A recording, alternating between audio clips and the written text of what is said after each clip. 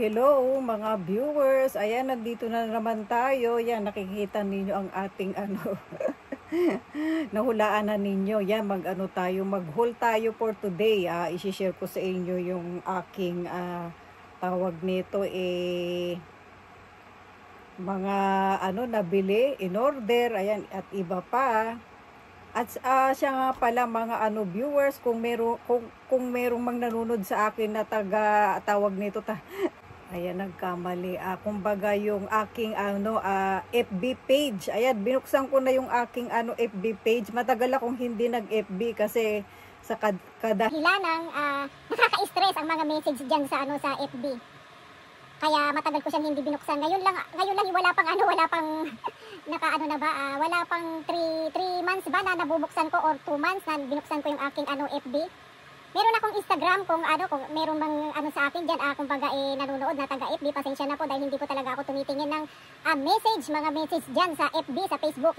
Hindi po talaga ako tumitingin at hindi ko in-update ang Messenger, hindi ko binuksan ang Messenger ng aking Facebook. Kaya pasensya na kung sino man ang nagme-message sa akin diyan ay pasensya na po. Kasi sa kadahilanang nakaka-stress nga po ang mga natatanggap kong message.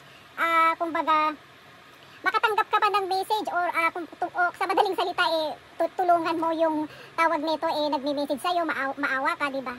Maawa ka kung ano ang maitulong mo. Kumbaga hindi naman tayo nagmamaramot or what. Kaso nga may mga may mga tawag nito kadahilanang ayan, natulungan mo na, hindi naman natin yung sa madaling salita sumbatan or Kaso nga, pag natulungan mo na ni wala man lang pasalamat or di ba, mga viewers, walang pasalamat, makalimutan ka na. Tapos may magsasabi pa dyan sa'yo na, madamot ka, ganto ganyan. Marami akong kaya matagal akong hindi talaga nag-Facebook. Binuksan ko na lang din sa kadahilanang nagsishare ako ng aking mga favorite na mga tawag nito politics. Ayan, na-share ko na kasi mahirap kasi mag-share sa Instagram may Instagram ako at saka dalawa yung aking Facebook, kung sino man yung yung isa kong Facebook na talagang pangalan ko yung nakalagay na katulad dito sa YouTube. Pareho sila. Hindi matagal ko na pong hindi nabubuksan yun kasi nga sa kadahilanan yung password nun hindi ko na alam, kaya hindi ko na mabuksan. Kaya yung isang katawag nito yung isa kong Facebook, ayan, nabuksan ko naman siya at ayun, na-i-share ko diyan yung aking mga favorite na tawag nito balita dyan sa Pilipinas na nangyayari. Ayan, syempre makibalita tayo sa Pilipinas. Ayan, na-i-share ko.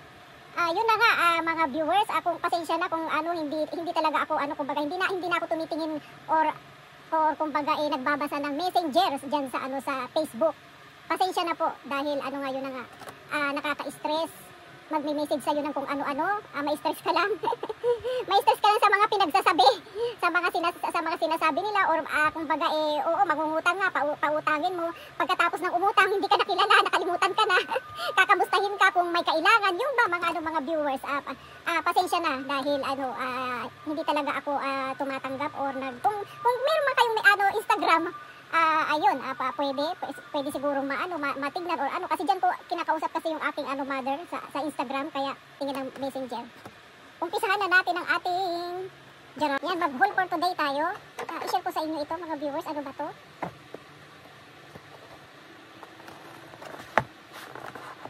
Super init na, grabe. Dito rin sa Japan, super init. Dito naman sa aking lugar ng Kobe, hindi naman dito kumbaga binabaha. Yan, nakita ko nga dyan ngayon sa Pilipinas na tawag nito konting ulan nga lang daw baha. Talaga noong pa man ganyan na sa Pilipinas, di ba, mga viewers? Dito pasalamat ako dito sa aking lugar at hindi naman ganun kasi may part din dito kasi sa Japan na na parang Pilipinas. Ayun, kaya tawag nito, nagpapasalamat ako at yung kumbaga yung aking naranasan dyan sa Pilipinas na laging baha nung nandiyan pa ako hindi ko naman na nararanasan ngayon hanggang dito ako sa Japan. Pero dito sa Japan may lugar na ganun katulad ng Pilipinas na binabaha. Pero dito sa Kobe, hindi siya bahain dito sa Kobe kasi mataas nga siya, tapos hindi rin kumbaga ang bagyo, hindi rin talaga siya talaga sa bagyo, yung bagyo. Dito kung may darating man mga bagyo, hindi talaga siya yung parang katulad sa ibang lugar din dito sa Japan na na talagang nasisira ang mga bahay. Dito sa part ng Kobe, hindi naman ganun. Ang ano lang talaga dito, ang delikado lang talaga dito sa lugar ng Kobe, kapag ka naglindol, yun lang talaga yung ano dito sa Kobe, lindol. Pero yung mga maulan, mga landslide, meron din naman, nagkakaganon din naman, pero hindi grabe. At saka dito talaga sa aking lugar, hindi ko talaga nararanasan yung dati kong naranasan dyan sa Pilipinas na, na bumabaha, tapos talagang grabe talaga, di ba? Alam nyo naman yan. Ayan, dito na tayo mga viewers. Yan, ayan, ang ating, i-share ko sa inyo.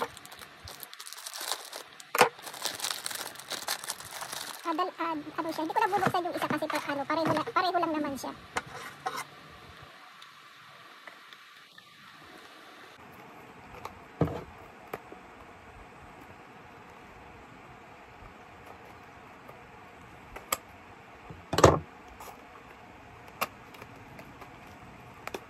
Gago natin yung labas kami yan, kumbaga nahulaan na ninyo to kung ano yan.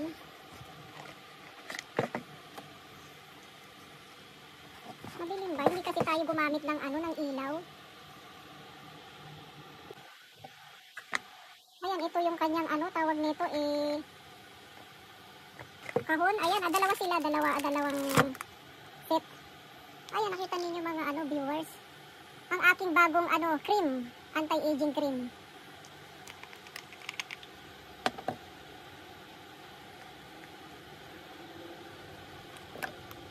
Ayan, ganyan siya. Tapos meron siyang spoon. Ayan, kita ninyo. Yung kanyang cream. Anti-aging.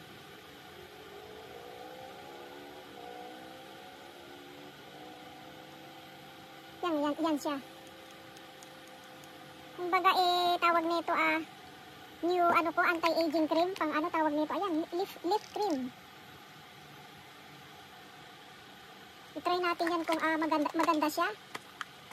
Hindi ko na, kasi pareho lang naman sila Ayan siya. Tapos na yung isa. Tapos ito naman. Alam niyo naman ako mga viewers, yung mga matatagal na nanonood sa akin, talagang kumbaga, mahilig ako maglagay-lagay sa mukha ng mga tawag nito anti-aging. Ayun, para tayo, lagi tayong bata, looking good, magmukha tayong bata. Sabay ganun hindi na kasi natin talaga pagka nagkakaedad na talagang dapat tayong gumamit talaga ng mga aging care. Ito, bago din na nakita ko to. Jararan! Ayun, ano siya? Kita ninyo kung ano yan. Bonotox. Ayan, bago din na nakita ko sa tawag. Ayun na nga, itong box na to, QVC. Telebi shopping. I-try ko din to kung ano siya maganda. Paano ba siya buksan?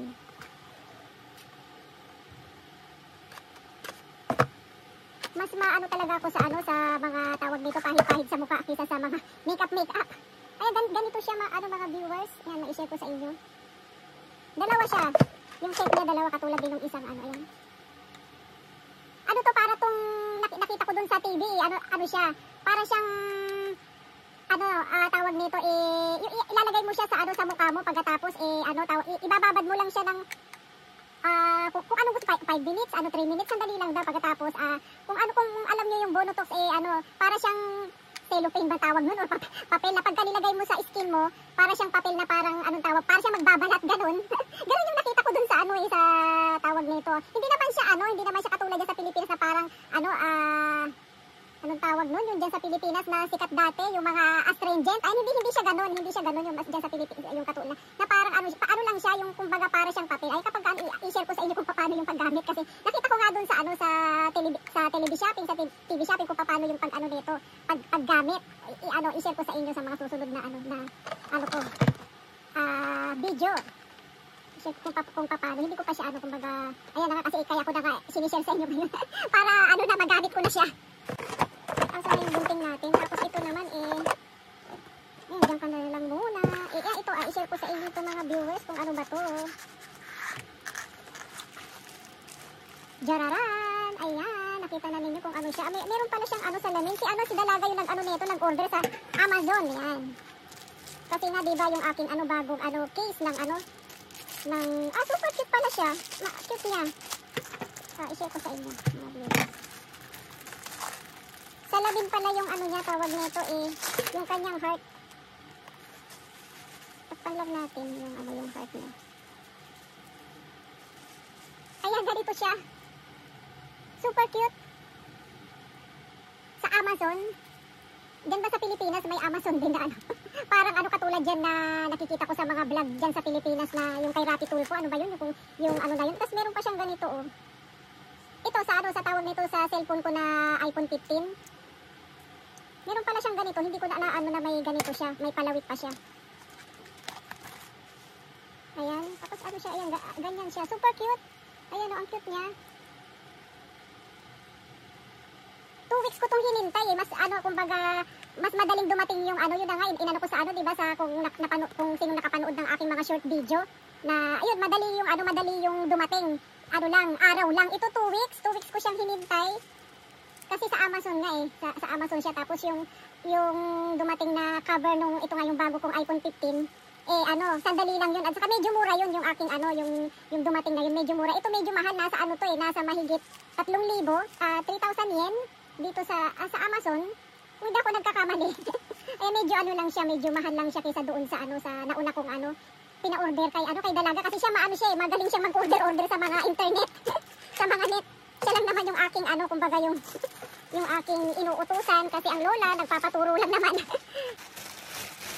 Jararan, yan sandal, yan kay Dalaga to, super cute ng ano ng kanyang tawag nito eh, ayan design. Alam niyo ba mga viewers, nasa ano lang ito, nasa Singin, wala pa yatang Singin to. Doon yung nagpunta kami doon sa ano sa mga second hand. Kasi nga may mga ano din naman doon sa second hand na yun. Nakita ninyo, inano ko na kumbaga doon sa may robot. Ayan, na tawag nito sa Shinagata. Sa second hand na store. Meron kasi doon sa second hand na store kasi ano, may mabibili ka din mga bago doon na hindi talaga nagamit. Tapos mura pa, ayan oh.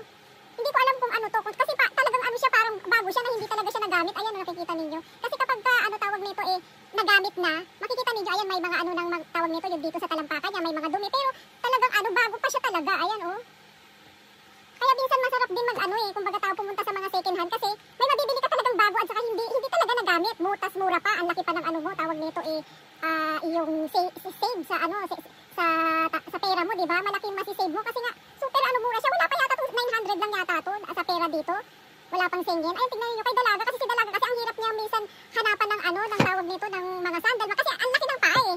Hindi kung ano nga lang kung magkapaa nga eh, large kasi ako. Isa kung large lang yung paa niya, yung mga ano, yung mga hindi sa akin fit na sapatos or mga sandal, pwede kong kaso hindi eh. Super laki kasi ng paa niya, grabe. 25 ba? 25, ayun 25. Ito medyo kasya to sa kanya. Double L na to ah. Ayan, nakikita niyo. Kasi pinasukat ko sa kanya, medyo kasya to sa kanya kaya okay na rin, medyo lumampas lang ng konti sa banda rito. Kasi ang laki ng paa eh. Ayan oh. Di ba ang cute niya sa mga tawag nito, katulad ngayon sa mga one piece, yan, sa mga shirt, pwede mo din naman itong i-terno. Super ano, cute pa siya. Tapos, ilabas ko na nga. Yan po, ano to mga ano, sandal. Yun kay ano, kay Dalaga. Ito rin, yan. Kay Dalaga din to, pwede niyang iterno sa kanyang ano, sa mga one piece. Mga viewers, diba? Super cute. Super cute yung kanyang ano tawag nito, style. Ito kay ano din to, kay Dalaga rin. Makaka-save ka ba? Kung bibilihin mo ito sa ano, sa ibang store. Naku, nasa ano to, siguro nasa kalahating lapad. Ayan, kasi parang ano talaga siya, mamahalin yung kanyang ano eh. At ayan oh, talagang hindi pa talaga siya nagamit. Kaya nung nagpunta kami nga doon, ano tawag nito, madami siyang tao at saka yun, nung huli akong pumunta doon. Tapos niyaya ko si Habi, sabi ko, Habi, punta nga tayo doon sa ano, baka sakaling may makita. Nung pagkatapos namin magpumunta sa ano, tawag nito sa Suma, doon sa Umi, sa beach. Magkatabi lang kasi yun eh, ano malapit lang siya, hindi naman siya masyadong katabi. Malapit lang siya, siguro mga 10 minutes na driving mo, malapit lang siya doon sa ano, sa part ng Suma Beach. Yung ano second hand na yun na pinuntahan namin. Ayan, ito yung mga nakita ko. Sabi ko, tapos pinasukat ko kay Dalaga. Ayun, kasya naman. Ayun, sabi ni Dalaga, yasoy, sabi nga niya. Mura daw, mura. Tapos may nakita rin akong ayan, sandal. Ito naman sa akin naman to. Ito rin, para rin hindi siya nagamit. Super mura. Minsan, ang sarap lang magtingin-tingin doon kasi mura nga eh. Di ba, kumbaga maiinganyo. Maingganyo ka. dahil ano ang mumura kasi kung bibilihin mo nga sa ibang store, super mahal. Tawag nito minsan mahigit kalahating lapad, di ba? Tapos makikita mo doon sa parang sa store na bago pagkatapos hindi pa siya sale sobrang mahal na. Tapos makita mo lang sa second hand, ang mura na pala niya. May mga ganun moment. Di ba mga viewers? Kaya ito sa akin to, pwede mo siyang i-terno-terno sa mga tawag nito ayan sa aking mga sinusuot na mga palda, one piece. Saka sinukat ko siya, ito malambot. Kaya ko siya na kinuha kasi malambot to. Kasi may ganitong style na matigas to Ito super malambot, ayoko ng matigas.